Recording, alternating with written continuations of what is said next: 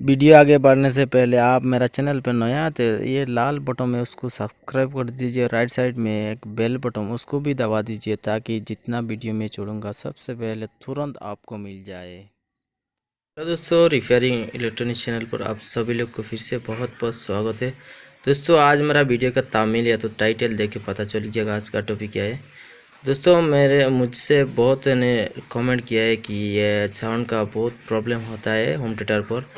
दोस्तों देखिए, ये तो मैं पहले एक वीडियो बनाया था, ये जो तार छूटा हुआ था इसके वजह से मेरा साउंड का प्रॉब्लम हुआ था। मैं वो दोनों लगा दिया, उसका बाद मेरा यह साउंड का प्रॉब्लम सॉल्व हो गया। आज मैं एक वीडियो दिखा रहा हूँ। यहाँ पर एक होम थिएटर है, उसका स्पीकर भी चलता है।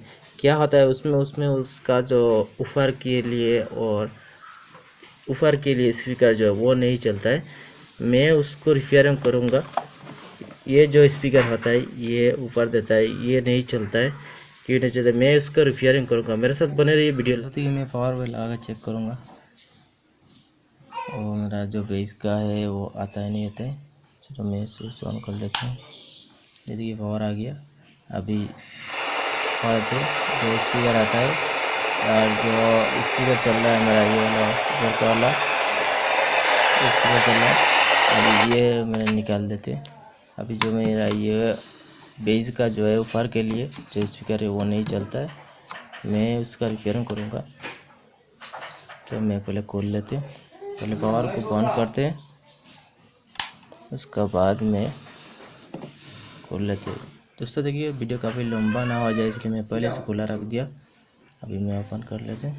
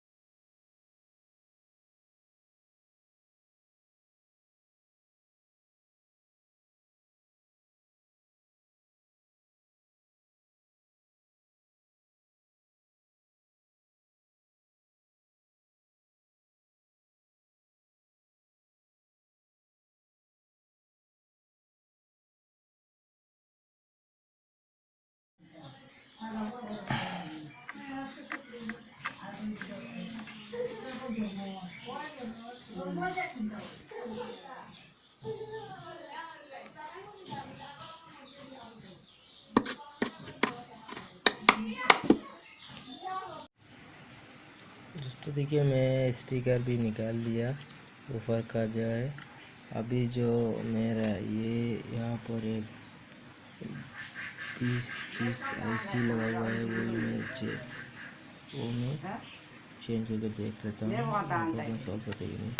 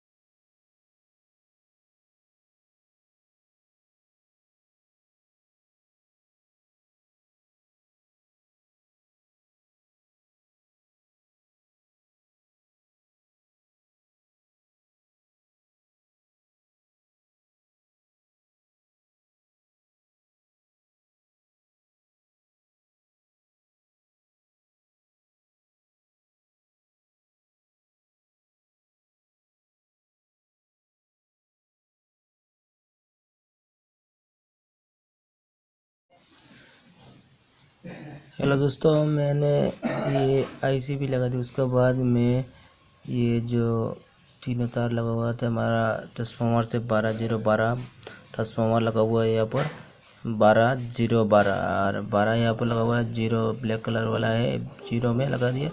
अभी 12-0-12 ट्रांसफार्मर से होके मेरा सर्किट पर आता है डीसी पावर होके ये चारों डायोड से। और मैंने यहाँ ट्रांसफार्मर जो लगा हुआ है ये दोनों में चेक किया मैं।